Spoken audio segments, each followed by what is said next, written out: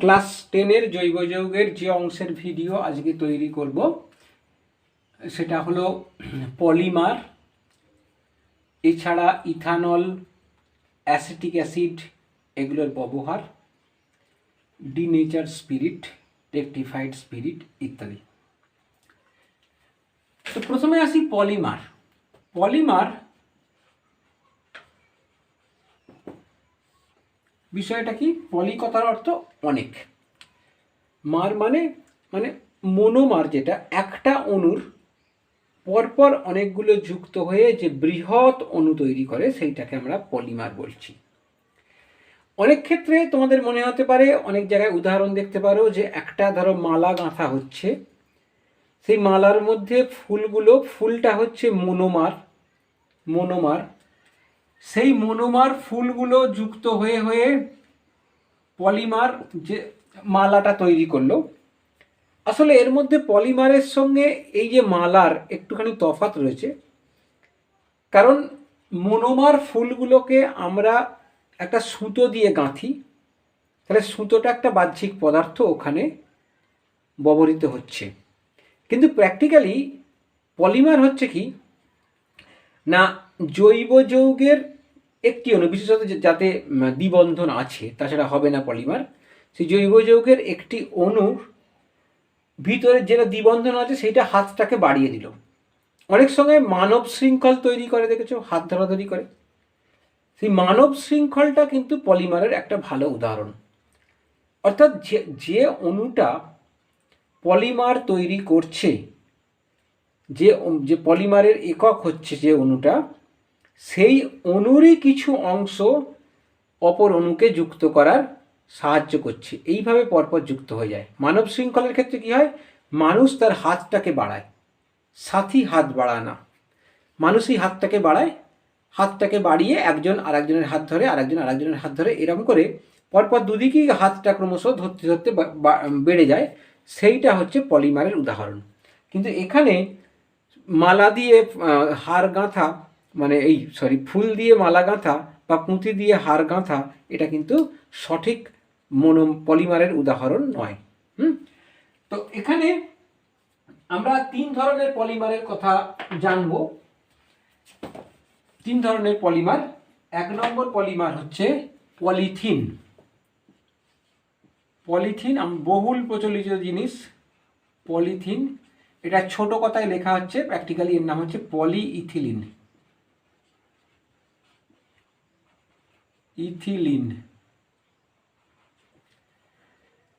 তো পলিথিনের মনোমার হচ্ছে ইথিলিন, যার সংকেত CH2, দ্বিবন্ধন CH2।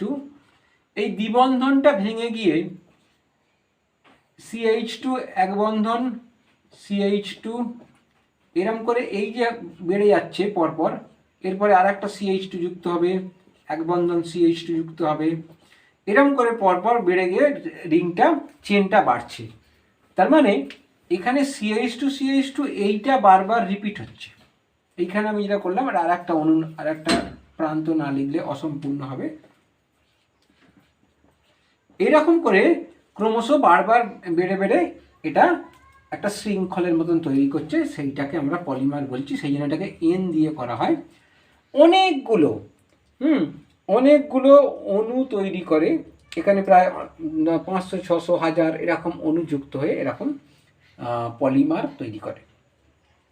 তো পলিমারের একটা উদাহরণ পেলাম পলিথিন, যেটা হচ্ছে পলিইথিলিন। এর ব্যবহারটা কি জানি?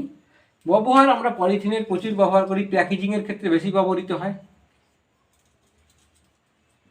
প্যাকেজিং করতে, প্যাকেট করতে, এখন তো আমরা সবই তো ইউজ অ্যান্ড থ্রোতে আমরা বিশ্বাসী, তাই পেন, পলিথিন, পলিমারের তৈরি, সেগুলো একবার ব্যবহার করলাম, ফেলে দিলাম।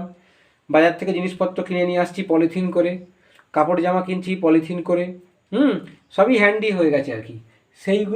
সেইগুলোকে মানে সহযোগিতা করার জন্যই পলিথিনের ব্যবহার এসেছে। তো পলিথিন আবার বিভিন্ন ধরনের খুব মানে 20 মাইক্রনের বেশি, 20 মাইক্রনের কম এরকম ব্যাপার আছে। 20 মাইক্রনের কম হলে সেটা কিন্তু ব্যবহার নিষিদ্ধ, কারণ সেগুলো আবর্জনা তৈরি করে মানে ড্রেনেজ সিস্টেমটাকে নষ্ট করে দেয়। তা মূলত হচ্ছে প্যাকেজিংয়ের কারণে আমরা এই পলিথিনটাকে ব্যবহার করে থাকি। 2 নম্বর যে পলিমারের কথা পড়ব, সেটা আমরা নাম হিসেবে সবাই জানি, তার মানে শর্ট ফর্ম যেটা, সেটা অনেকেই আমরা জানি পাইপের দৌলতে, সেটাকে আমরা বেশিরভাগ বলেও থাকি পিভিসি পাইপ। পিভিসি পাইপ তার মানে হচ্ছে এটার ফুল ফর্ম হচ্ছে পলি ভিনাইল ক্লোরাইড। এটা কিন্তু কোনো আইইউপিএসসি নাম নয়, এটা সাধারণ নাম একটা, ভিনাইল ক্লোরাইড। আইইউপিএসসি নাম নয় এটা। এর সংকেত হচ্ছে CH2 দ্বিবন্ধন CHCl, polyvinyl chloride, CH2 দ্বিবন্ধন CHCl, এটা হচ্ছে সংকেত। তো এইটা বারবার এখানে দেখো একটা হাইড্রোজেনের জায়গায় একটা ক্লোরিন বসেছে, সেইটা বারবার রিপিট হয়ে এর মতনই রিপিটটা হয়ে দিয়ে তৈরি করে। এটা একটু বেশি কঠিন, বেশি শক্ত। এই পিভিসি গুলো ইথিলিনের থেকে, পলিথিনের থেকে পিভিসি অর্থাৎ পলিভিনাইল ক্লোরাইডটা বেশি শক্ত। এই কারণে তাই দিয়ে পাইপ তৈরি করা হয়, ভালো উন্নত মানের পাইপ তৈরি করা হয়, রেনকোট তৈরি করা হয়। আরও মানে বেশিরভাগই যেগুলো লংজিভিটি বেশি, যেগুলো বহুদিন যাওয়ার কথা, এই পলিথিনের জিনিস কিন্তু বেশি দিন যায় না, কিছুদিন পরেই রোদ জল বৃষ্টিতে সেটা আস্তে আস্তে 1 বছরের মধ্যেই সেটা নষ্ট হয়ে যায়। কিন্তু পিভিসি যেটা, তার লংজিভিটি আর একটু বেশি, অর্থাৎ বেশি দিন টেকে। সে যে পাইপ তৈরি করে, রেনকোট তৈরি করে, এরকম সমস্ত বিভিন্ন জিনিসপত্র তৈরি করা হয়। রেফ্রিজারেটরের ভিতরের অংশ তৈরি করে, অনেক সময় কৃত্রিম মেঝে তৈরি করে, তারপর ইলেকট্রিকের তার, যে তার কভার যেটা, সেটা পিভিসি কভার, পিভিসি থাকে এরকম। নেক্সট আমরা পড়ব 3 নম্বর। এটা শর্ট ফর্ম হচ্ছে PTFE।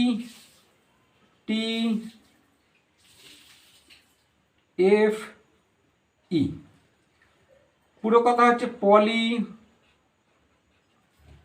টেট্রা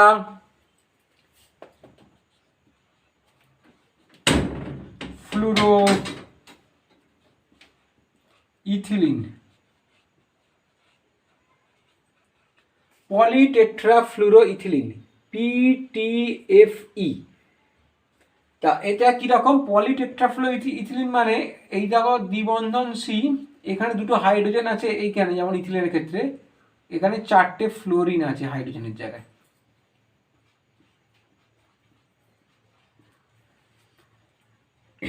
টেট্রাফ্লুরোইথিলিন, এটা টেট্রাফ্লুরোইথিলিন, তার পলিমার পলিটেট্রাফ্লুরোইথিলিন, বা এটাকে ছোট একটা কথায় বলা হয় বা টেফলন, টয়কা ফর টেফ, ল দন্ত ন, টেফলন। এই টেফলনটার একটা খুব উল্লেখযোগ্য বৈশিষ্ট্য হচ্ছে এটা অ্যাসিড বা ক্ষার কারোর সঙ্গে বিক্রিয়া করে না, আর এর ওপরটা এমনই যে তেল জাতীয় পদার্থ খুব স্বচ্ছন্দে, কম তেল জাতীয় পদার্থ, তেল তার উপর দিয়ে ছড়িয়ে পড়তে পারে। তাই ননস্টিক বাসনপত্র, যেগুলো নামে শুনবে ননস্টিক বাসনপত্র, তার উপরে এর আচ্ছাদনটা দেওয়া হয়। এই PTFE, পলিটেট্রাফ্লুরোইথিলিন, এর আচ্ছাদন দেওয়া হয়, বা ছোট কথায় টেফলন, এর আচ্ছাদনটা দেওয়া হয়। ঠিক আছে, যে এই গেল তোমাদের পলিমার, যেগুলো সিলেবাস অনুযায়ী।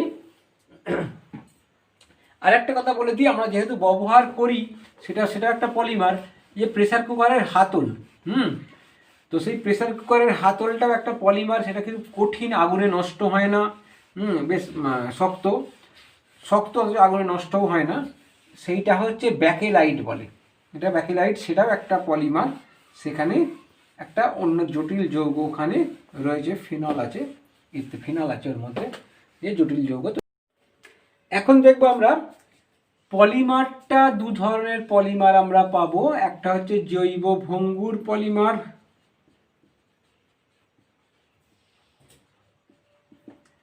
যেটাকে বলছি biodegradable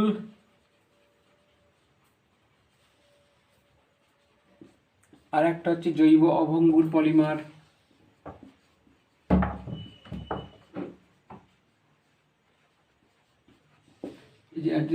non biodegradable.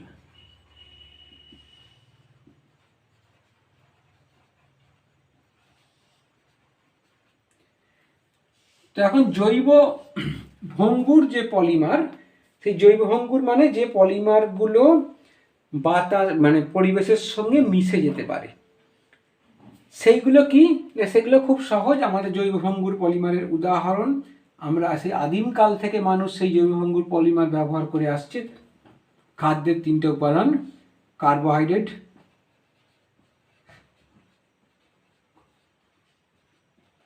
Protein, fat. এই কার্বোহাইড্রেট, প্রোটিন, ফ্যাট এইগুলো যদি মাটিতে পড়ে থাকে তাহলে কিন্তু নষ্ট হয়ে যায়, তাহলে সেগুলো পচে যায়। পচিয়ে দেয় কে? বিয়োজক পদার্থ রয়েছে যেগুলো ব্যাকটেরিয়া বলি আমরা, সেই বিয়োজক পদার্থগুলো এদেরকে কিন্তু পচিয়ে দেয়। তখন পচিয়ে দিয়ে কিসে পরিণত করে? না, এদেরকে পরিণত করে, এদের খুব সরলতম অণু আমরা জানি, গ্লুকোজ থেকে কার্বোহাইড্রেট তৈরি হয়। কার্বোহাইড্রেট মানে তোমার ওই যে ভাতের ফ্যান ধরো, স্টার্চ জাতীয় পদার্থ, গাছের পাতা সেলুলোজ জাতীয় পদার্থ ইত্যাদি বিভিন্ন রকম আছে, সুক্রোজ আছে, তাদের মূল উপাদান হচ্ছে অর্থাৎ মনোমার হলো গ্লুকোজ। সেই গ্লুকোজ পরপর বিভিন্ন চেন বেড়ে বেড়ে এখানে কার্বোহাইড্রেট তৈরি করে। তাই কার্বোহাইড্রেট যখন বিয়োজিত হয় ব্যাকটেরিয়ার দ্বারা, বা আমাদের শরীরের মধ্যেও কার্বোহাইড্রেট যে বিয়োজিত হয়, সেখানেও কিন্তু এই কার্বোহাইড্রেট গ্লুকোজে পরিণত হয়, অর্থাৎ মনোমারে পরিণত হয়। প্রোটিন থেকে যেটা প্রোটিন যাতে পরিণত হয় সেটা হচ্ছে অ্যামাইনো অ্যাসিড,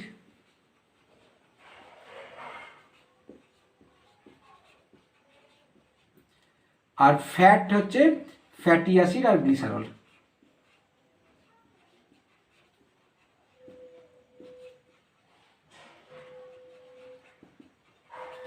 এতে পরিণত হয়।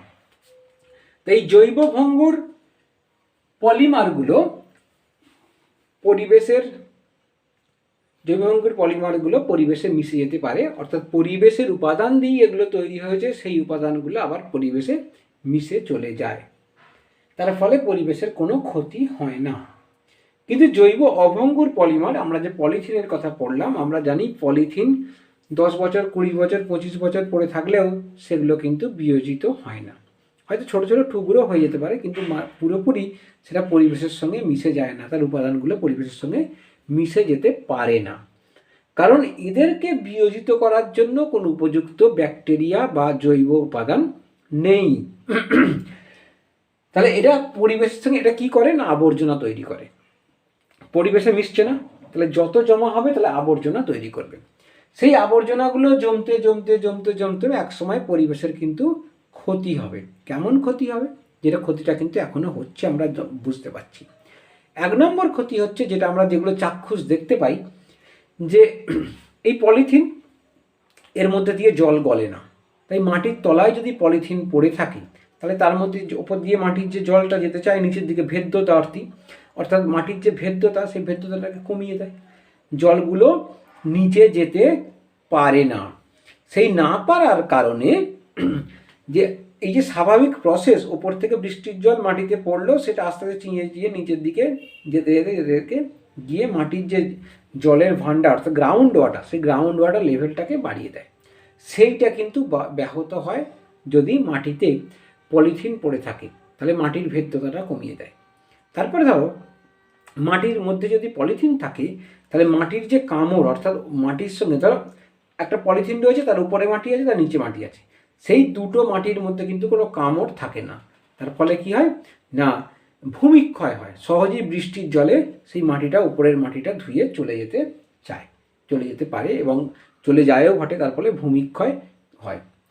3 নম্বর আমরা দেখতে পাই খুব সহজেই যেটা করতে পারি, যে ড্রেনেজ সিস্টেম নষ্ট হয়ে যায়।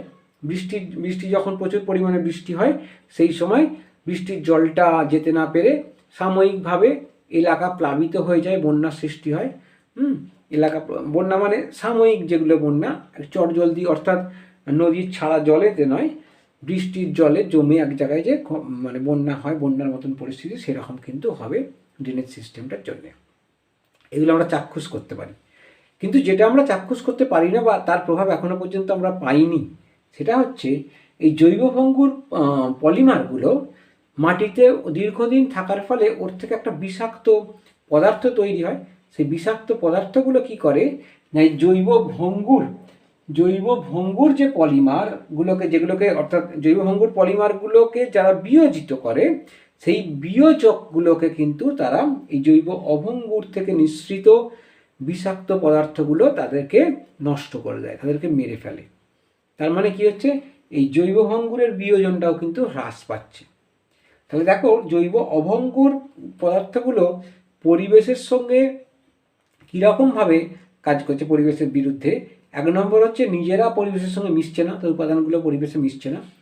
2 নম্বর হচ্ছে না, জৈব ভঙ্গুর যাদেরকে বিয়োজিত করে সেই বিয়োজক পদার্থগুলোকে নষ্ট করে দিয়ে জৈব ভঙ্গুর প্রসেসটাকে স্লো করে দেয়, হ্রাস করে দেয়। তাহলে দুভাবে কিন্তু পরিবেশের ক্ষতি করছে। তাহলে জৈব অভঙ্গুর পলিমারগুলো আমরা ব্যবহার করব কেন? আসলে জৈব অভঙ্গুর পলিমারগুলো আমরা দেখতে পাচ্ছি প্যাকেজিংয়ের ক্ষেত্রে এত বহুল পরিমাণে প্রচলিত হয়ে গেছে যে সেখান থেকে বেরিয়ে আসা কিন্তু আর সম্ভব নয়। তাহলে যেটা করা যেতে পারে জৈব অভঙ্গুর পলিমারের হাত থেকে বাঁচাতে, সেটা হচ্ছে একটা রিসাইকেল করা যেতে পারে। অর্থাৎ সেগুলোকে মানে বারবার ব্যবহার করা যেতে পারে। কিভাবে? নিজেরা কোনো পলিথিনকে ব্যবহার করতে পারি, কোনো ধরো কাপড়ের একটা পলিথিন, সেটা বারবার আমরা ব্যবহার করতে পারি বাজার নিয়ে আসা বাইরের কারণে, সেটা নিজেরা একটা পরিষ্কার পলিথিনকে ব্যবহার করতে পারি। আর হচ্ছে আমাদের অপ্রয়োজনীয় পলিথিনগুলোকে আমরা যত্রতত্র না ফেলে একটা নির্দিষ্ট জায়গায় যদি ফেলি, মিউনিসিপ্যালিটির কোনো এলাকায়, বা যদি যারা সেই বিভিন্ন জিনিস কিনতে আসে আবর্জনা, তাদেরকে যদি দিয়ে দেওয়া হয়, তাহলে সেগুলো কিন্তু রিসাইকেল হয়ে কিছুটা পার্সেন্টেজে কিন্তু ব্যবহৃত হয়ে যায়। ঠিক আছে। আর হচ্ছে আর একটা জায়গা যেখানে জৈব অভঙ্গুর পলিথিনগুলো যদি বিয়োজিত হয়, অর্থাৎ জৈব অভঙ্গুর পলিমারগুলো এমনভাবে তৈরি করলো, বিজ্ঞান তৈরি করলো যাতে কিনা সেগুলো বিয়োজিত হয়ে গিয়ে সেটা মাটির সঙ্গে মিশে যেতে পারবে। তাহলেই কিন্তু সব থেকে ভালো আমাদের সুবিধা হবে, পরিবেশের ক্ষেত্রে সেটা সুফল পাওয়া যাবে। এছাড়া এখন আমাদের যেটা লক্ষ্য দিতে হবে, জৈব অভঙ্গুর পলিমারের একটু ব্যবহারটা কমাতে হবে। সেটা কীভাবে? আমরা কাগজের ব্যবহার বাড়াতে পারি। কাগজের ঠোঙা, এই ধরো যে খবরের কাগজ তো নেওয়াই হয়, তার ঠোঙা ব্যবহার করতে পারি। বিভিন্ন মানুষেরা তাদের রুজি রোজগারের জন্য ঠোঙা তৈরি করে, সেই ঠোঙা ব্যবহার করতে পারি আমরা। আর হচ্ছে পাট জাতীয় দ্রব্যের আমরা কিন্তু প্যাকেজিংয়ের জন্য ব্যবহার করতে পারি। তাহলে এই সমস্তগুলো ব্যবহার করলে আমাদের কিন্তু জৈব অভঙ্গুর পলিমার ব্যবহার খানিকটা কিন্তু কমে যাবে। সেই দিকে আমাদের লক্ষ্য দিতে হবে। বা তোমাদের মতন যারা মানে এই প্রজন্মের, তারা কিন্তু এই ব্যাপারটায় লক্ষ্য দিলে তাহলে কিন্তু আস্তে আস্তে পরিবেশের খানিকটা লাভবান হবে। ঠিক আছে, এই গেল পলিমার সম্বন্ধে আমাদের পড়াশোনা। নেক্সট আমি আসবো যেটা হচ্ছে ইথানল, অ্যাসিটিক অ্যাসিড, এদের কিছু রাসায়নিক বিক্রিয়াসমূহ আমরা পড়ব।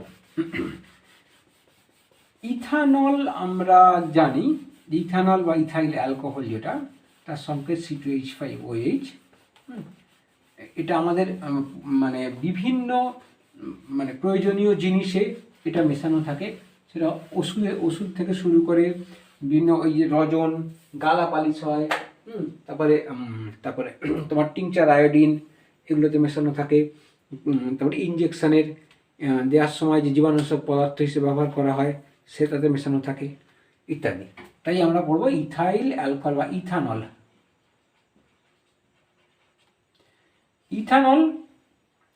এই যে ভৌত ধর্ম, প্রথমে দেখি ভৌত ধর্ম হচ্ছে ইথানল জলের সঙ্গে যে কোনো অনুপাতে মিশে যায়। এটা একটা উগ্র গন্ধ আছে, উগ্র সুমিষ্ট গন্ধ আছে এর। আর যে কোনো অনুপাতে জলের সঙ্গে মিশে যায় এটা। আর হচ্ছে এর কিন্তু মানুষ যদি এটা পান করে ইথানল, তাহলে তার স্নায়ুতন্ত্রের কিন্তু অবসাদ চলে আসে, অর্থাৎ মদ তৈরিতে এটা ব্যবহার করা হয়। এছাড়া ইথানলের ব্যবহার বিভিন্ন আছে, রঞ্জক পদার্থ, কৃত্রিম রাবার প্রস্তুত করতে, ওষুধ প্রস্তুত করতে, সেগুলো তো বললাম, এগুলো ব্যবহার করা হয়। ক্লোরোফর্ম, অ্যাসিটালডিহাইড ইত্যাদি বিভিন্ন যৌগ আছে। রেকটিফাইড স্পিরিট, যেটা রেক্টিফাইড স্পিরিটটা জীবাণুনাশক পদার্থ হিসেবে ব্যবহার করা হয়, তার তার ক্ষেত্রে কিন্তু এটা ব্যবহার করে চলে, জীবাণুনাশক হিসেবে ব্যবহার করা হয়। তাই বিভিন্ন মদ জাতীয় পদার্থের পানীয় রূপে এটাকে ব্যবহার করা হয়। কখনো কখনো পেট্রোলের ব্যবহার কমানোর জন্য পেট্রোলের সঙ্গে এটা মিশিয়ে পাওয়ার অ্যালকোহল তৈরি করা হয়, পাওয়ার অ্যালকোহল বলে, খানিকটা করে পেট্রোলে একটা পার্সেন্টেজে মেশানো হয়, জ্বালানি প্রস্তুত করা হয় ইত্যাদি। তাছাড়া মেথিলেটেড স্পিরিট ব্যবহার করা হয় ইত্যাদি। তো এদের আমরা রাসায়নিক বিক্রিয়াটা দেখবো, রাসায়নিক বিক্রিয়া কিছু দেখবো। 1 নম্বর হচ্ছে সোডিয়ামের সঙ্গে বিক্রিয়া।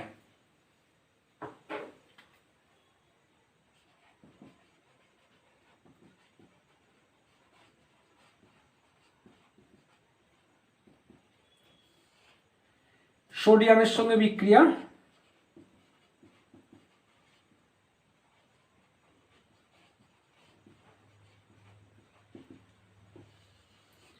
সোডিয়ামের সঙ্গে বিক্রিয়া, সোডিয়াম খুব সক্রিয় ধাতু, তাই C2H5OH এই যৌগের সঙ্গে সোডিয়াম বিক্রিয়া করে এই হাইড্রোজেনকে সরিয়ে দেয়, তার জায়গায় সোডিয়াম বসে যায়।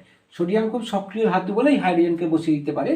এই ইথানল কিন্তু জলে বিয়োজিত হয়ে H+ আয়ন কখনোই দিতে পারে না। এখানে সোডিয়ামটাকে সরিয়ে দিয়ে কি করবে না, হাইড্রোজেন গ্যাস তৈরি করবে। এই যে বিক্রিয়াটা, এটা কিন্তু সমাবয়বতা যে ভিডিও সেখানে দেখানো আছে যে কেন এটা সোডিয়ামের সঙ্গে বিক্রিয়া করে। এর থেকে পার্থক্য করি আমরা, যে একই আণবিক সংকেতযুক্ত যৌগ থেকে আমরা ইথানল পাই আর ইথার পাই। তার মধ্যে ইথার সোডিয়ামের সঙ্গে বিক্রিয়া করতে পারে না, কিন্তু মানে অ্যালকোহল পারে। সেখান থেকে অ্যালকোহল পাই, ইথার পাই, অ্যালকোহল কিন্তু সোডিয়ামের সঙ্গে বিক্রিয়া করতে পারে, আর ইথার সোডিয়ামের সঙ্গে বিক্রিয়া করতে পারে না। এখান থেকে আমরা ব্যালেন্স করবো, এটা আসবে C2H5ONA, এইচটাকে সরিয়ে দিয়ে বসে যাবে প্লাস H2,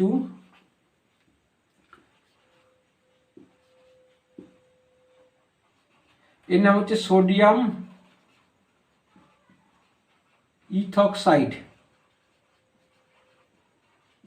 সোডিয়াম ইথক্সাইড তৈরি হবে আর হাইড্রোজেন গ্যাস তৈরি হবে, উড়ে চলে যাবে। ঠিক আছে, নেক্সট যেটা হচ্ছে এটা বিক্রিয়া, এটার নামটা মনে রাখবে, সোডিয়াম ইথক্সাইড। নেক্সট বিক্রিয়া বি, এটা হচ্ছে অ্যালকোহলের নিরুদন।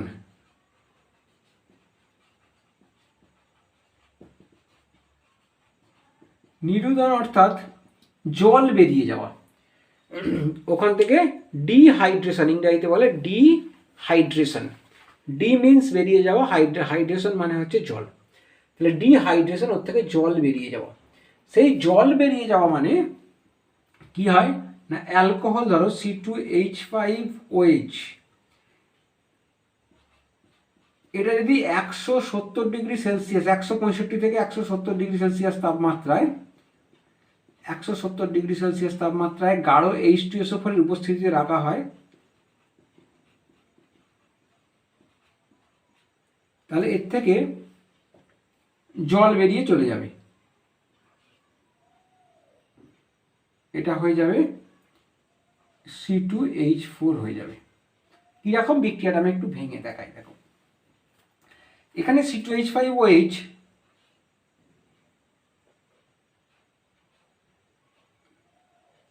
CH3, আচ্ছা CH3 না করে CH2 করি, এখানে একটা H, নিচে Hটা বসিয়ে দিলাম, এইখানে দুটো হাইড্রোজেন আছে, এখানে একটা OH আছে। এখন তাহলে কি হলো, কার্বন 3টে হাইড্রোজেন, তাহলে CH3 CH2OH। C2H5OH মানে কি, C2H5OH মানে এটা ভেঙে লিখলে CH3 CH2OH, তো সেই CH3 CH2OH। এখন যখন গাঢ় H2SO4 দেওয়া হচ্ছে, গাঢ় H2SO4 আমরা জানি যে জলকে শোষণ করে নেয়, জল শোষক পদার্থ, তাই এইখান থেকে OH যাবে, এখান থেকে H যাবে, এটা বেরিয়ে চলে যাবে, H আর OH বেরিয়ে গেলে কি হলো, এখান থেকে H বেরিয়ে গেল, এখান থেকে OH বেরিয়ে গেল, তাহলে একটা দ্বিবন্ধন তৈরি হবে এখানে, কারণ এখানে কার্বনের একটা বন্ধন চলে গেল, এই কার্বনের একটা বন্ধন চলে গেল, তার জন্য দ্বিবন্ধন তৈরি হবে। দ্বিবন্ধন তৈরি হয়ে এটা হবে CH2 দ্বিবন্ধন CH2, অর্থাৎ C2H4 যেটা আমরা পেয়েছি ইথিলিন।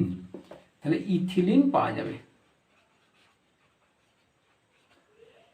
তাহলে অ্যালকোহলের নিরুদনে, অর্থাৎ অ্যালকোহলের সঙ্গে গাঢ় H2SO4 যদি বিক্রিয়া করি 165 থেকে 170 ডিগ্রি সেলসিয়াস টেম্পারেচারে, তাহলে ইথিলিন পাওয়া যাবে।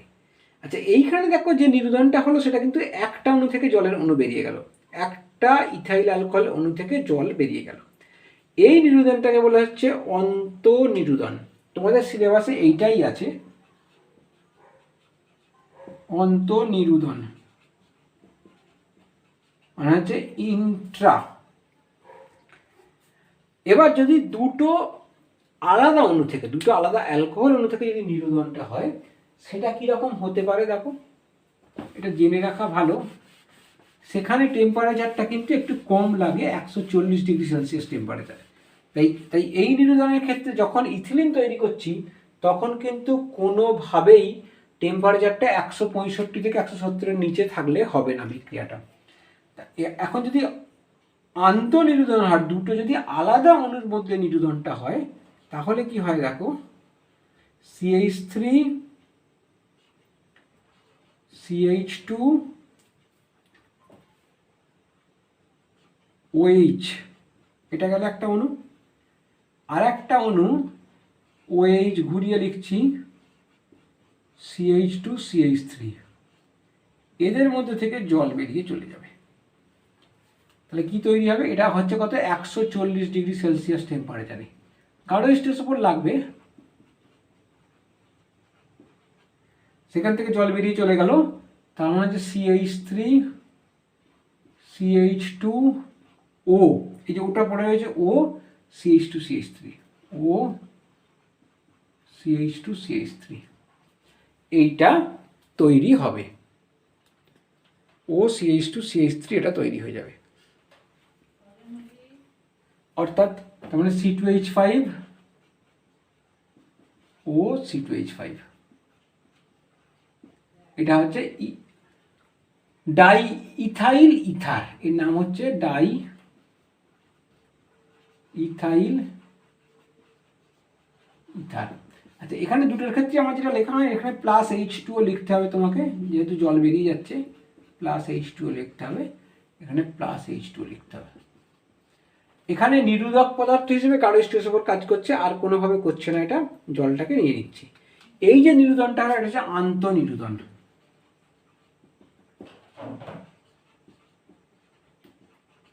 আন্তঃনিরুদন দুটোর এর মধ্যে। এই গেল তোমাদের ইথানলের বিক্রিয়া সমূহ।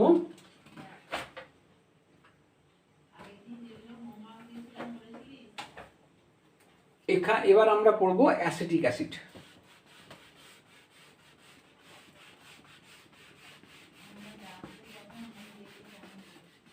অ্যাসিটিক অ্যাসিড একটা অ্যাসিড, এর একটা উগ্র গন্ধ আছে, সেই গন্ধের জন্য এরকম একটা গন্ধ, যেমন ভিনিগারের যে গন্ধটা তোমরা পাবে দেখবে, সেটা হচ্ছে অ্যাসিটিক অ্যাসিডের গন্ধ। গন্ধটা কিন্তু খুব একটা ভালো গন্ধ নয়, সুমিষ্ট গন্ধ নয়। এটা জলে যে কোনো অনুপাতে দ্রবীভূত হয়ে যেতে পারে এবং নীল লিটমাসকে লাল করে দেয়। এটা নীল লিটমাসকে লাল করে ইত্যাদি এইসব ধর্মগুলো আছে। যেহেতু এটা অ্যাসিড, তাই এই সমস্ত ধর্মগুলো এখানে আছে। রাসায়নিক ধর্ম আমরা দেখব যে একটা হচ্ছে NaOH আর একটা হচ্ছে সোডিয়াম বাইকার্বনেটের সঙ্গে বিক্রিয়া। অ্যাসিটিক অ্যাসিড আমি সংকেতটা লিখি।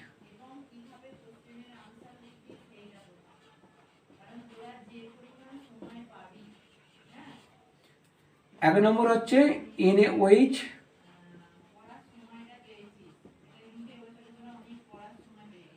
সোডিয়াম বাইকার্বনেট NaHCO3, এর নাম কি, সোডিয়াম বাইকার্বনেট, এটা সোডিয়াম হাইড্রোক্সাইড, এর বিক্রিয়া, এর সঙ্গে বিক্রিয়া। কি বিক্রিয়া, NaHটা ক্ষার জানি আমরা, CH3 অ্যাসিটিক অ্যাসিডের কি সংকেত, CH3 C দ্বিবন্ধন O OH, এটা হচ্ছে অ্যাসিটিক অ্যাসিড। CH3 সি দ্বিবন্ধন ও OH এটার সঙ্গে যখন NaOH বিক্রিয়া করবে তখন এই OH আর H এইটা চলে যাবে জল আকারে চলে যাবে। যেমন কি এটা ক্ষার, এটা আমরা অ্যাসিড আর ক্ষারের যে বিক্রিয়া জল বেরিয়ে চলে যায় সেইটা। সেক্ষেত্রে CH3 সি দ্বিবন্ধন ও Na এটা মাইনাস Na প্লাস। ঠিক আছে, তাহলে এর নাম কি হবে? অ্যাসিটেট। এইটা হচ্ছে অ্যাসিটেট আয়ন প্লাস H2O। এই যে অ্যাসিটিক অ্যাসিড জলে দ্রবীভূত হয়ে, এটা একটা মৃদু অ্যাসিড, জলে দ্রবীভূত হয়ে কি করে না CH3 সি দ্বিবন্ধন ও মাইনাস প্লাস H প্লাস এটা তৈরি করে। এর নাম হচ্ছে অ্যাসিটেট আয়ন।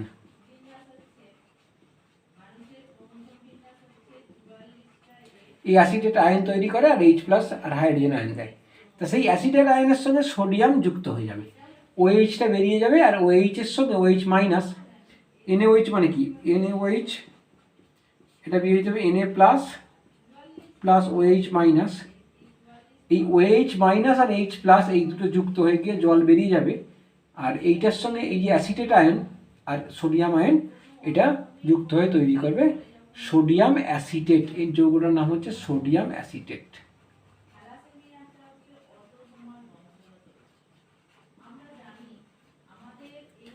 সোডিয়াম অ্যাসিটেট তৈরি করলো। এরপর আমরা জানি কি না, এই যে বাইকার্বনেট, অ্যাসিডের একটা ধর্ম হচ্ছে কার্বনেট বাইকার্বনেট লবণের সঙ্গে বিক্রিয়া করে কার্বন ডাইঅক্সাইড গ্যাস তৈরি করা। তো এখানে সোডিয়াম অ্যাসিডেটের সঙ্গেও বিক্রিয়া করবে অ্যাসিটিক অ্যাসিড, একইভাবে কার্বন ডাইঅক্সাইড গ্যাস তৈরি করবে। কার্বন ডাইঅক্সাইড গ্যাস তৈরি হওয়ার খুব সুন্দর একটা নিদর্শন হচ্ছে যখন আমরা থামস আপ বা কোল্ড ড্রিঙ্কসের বোতল খুললাম তখন যেভাবে গ্যাসটা বেরোয় সেই বুদবুদ আকারে মানে ফ্যানার মতন বেরিয়ে পড়ে।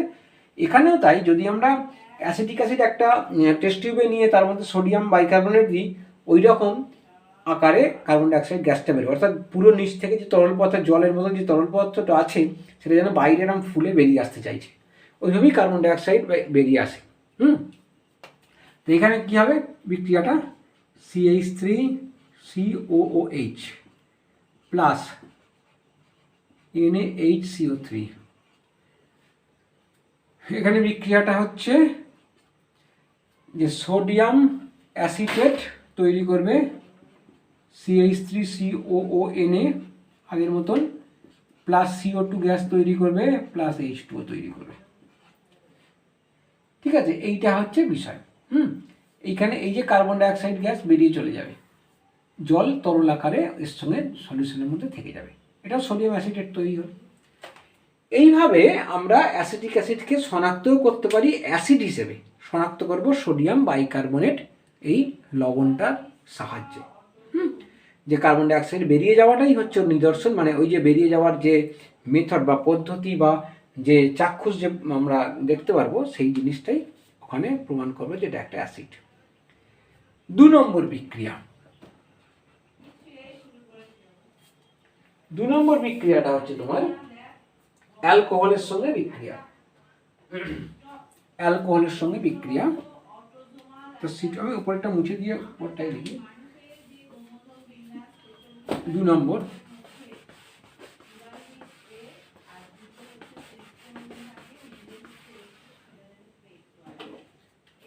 নম্বর হচ্ছে অ্যালকোহলের সঙ্গে বিক্রিয়া।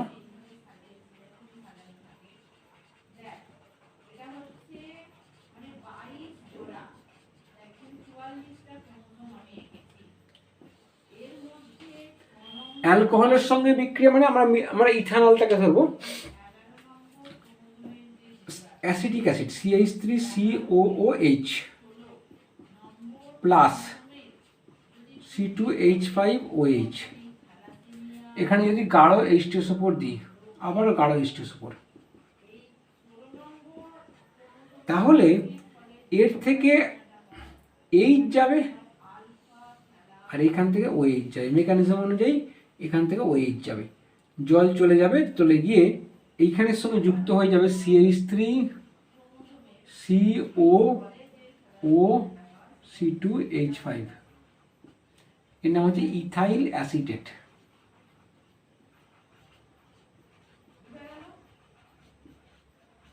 প্লাস জল। ইথাইল অ্যাসিটেট যে ধরনের যৌগ তাকে বলছি আমরা এস্টার। আমরা এটা একটু ভেঙে দেখাই, দেখো গঠনটা দেখাচ্ছি। CH3 C দ্বিবন্ধন OH, ঠিক আছে। ইথানলটা কি আমি একটু ঘুরিয়ে লিখলাম HOC2H5, এইখানের OH যাবে আর এখানের H যাবে, জল বেরিয়ে যাবে, দিয়ে গিয়ে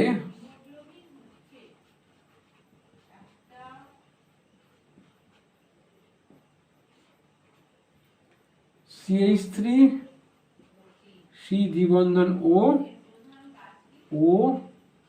OC2H5, এই যে COO, এই যে গ্রুপটা যাদের আছে তাকে বলবো আমরা এস্টার। C দ্বিবন্ধন O-O, এটা যারা আছে তাকে বলবো আমরা এস্টার, প্লাস জল তৈরি হবে। এস্টার হচ্ছে খুব সুমিষ্ট গন্ধযুক্ত একটা তরল পদার্থ,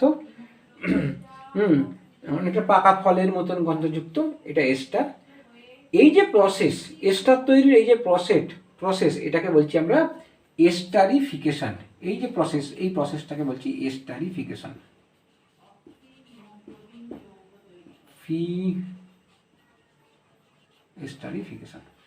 এই এস্টারিফিকেশনের সাহায্যে এস্টার তৈরি করা হয়। ওই যৌগটাকে বলছি এস্টার, এর নাম হচ্ছে ইথাইল অ্যাসিটেট, ঠিক আছে। তো এবার আমরা দেখবো তোমার অ্যাসিটিক অ্যাসিডের কিছু ব্যবহার জানবো। আমরা জানি ভিনিগারের নাম আমরা সকলেই জানি। ভিনিগার দিয়ে খাদ্যদ্রব্য সংরক্ষণ করা হয় যাতে সেটা সহজে নষ্ট না হয়ে যায় বাহ্যিক ব্যাকটেরিয়া এর দ্বারা, এটাকে প্রিজারভেটিভ বলে। সেই ভিনিগারে 4 থেকে 10% অ্যাসিটিক অ্যাসিড থাকে। ভিনিগারে 4 থেকে 10% অ্যাসিটিক অ্যাসিড থাকে, তার মানে অ্যাসিটিক অ্যাসিডের জলীয় দ্রবণকে বলে ভিনিগার।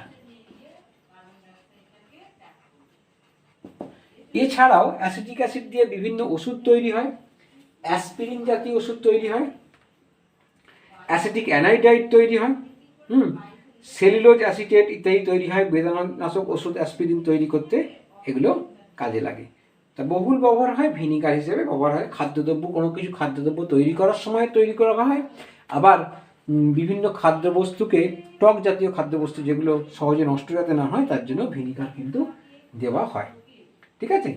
এই গেল তোমাদের এইটা। এবার হচ্ছে ইথানল ও মিথানলের ক্ষতিকর প্রভাব। ইথানল ও মিথানলের ক্ষতিকর প্রভাব সেটা আমরা একটু দেখব। মিথানলের ক্ষতিকর প্রভাব রয়েছে। মিথানল প্রচন্ড ক্ষতিকর। মিথানলের সংকেতটা আমরা লিখি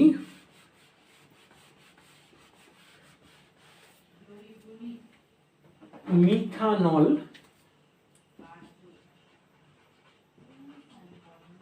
ও ইথানলের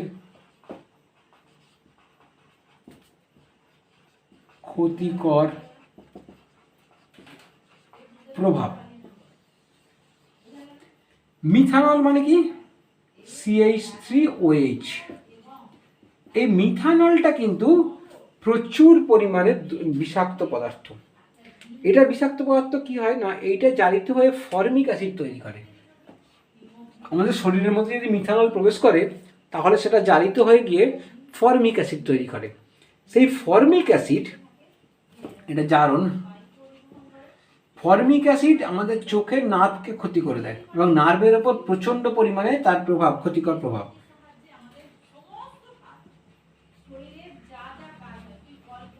এই ফর্মিক অ্যাসিড কি করে, বা সোডিয়াম ফর্মেট, ফর্মিক অ্যাসিড থেকে তার লবণটাও চোখের নার্ভগুলোকে নষ্ট করে দেয়, নষ্ট করে দিয়ে অন্ধ করে দেয়। এছাড়া যদি একটু বেশি পরিমাণে, যদি লিটারে 10 ml থাকে তাহলে ফর্মিক অ্যাসিড তৈরি হয়ে অন্ধ করে দেবে। যদি 30 ml মতন থাকে তাহলে কিন্তু মানুষ মারা যাবে।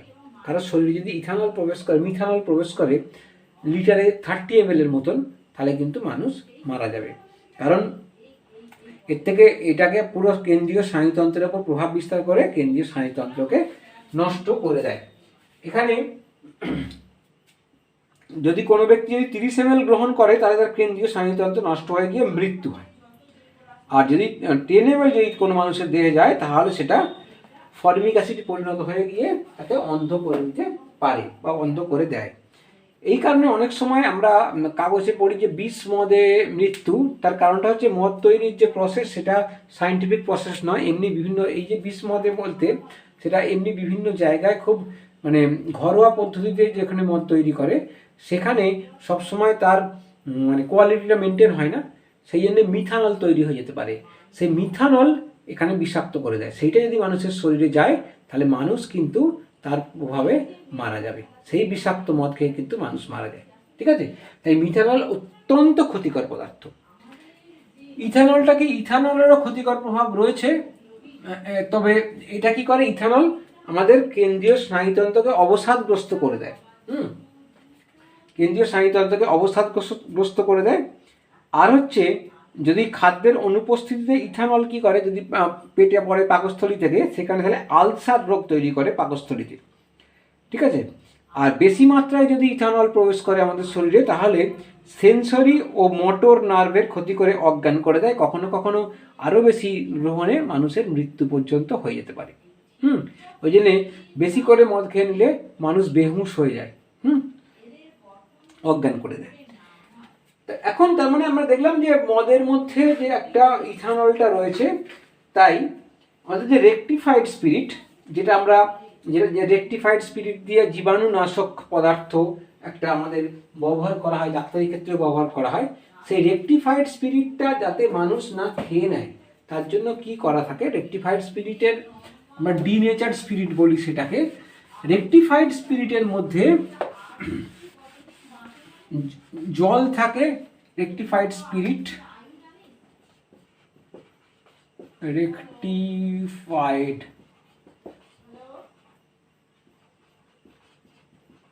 স্পিরিট এর মধ্যে 96.4% ইথানল থাকে, আর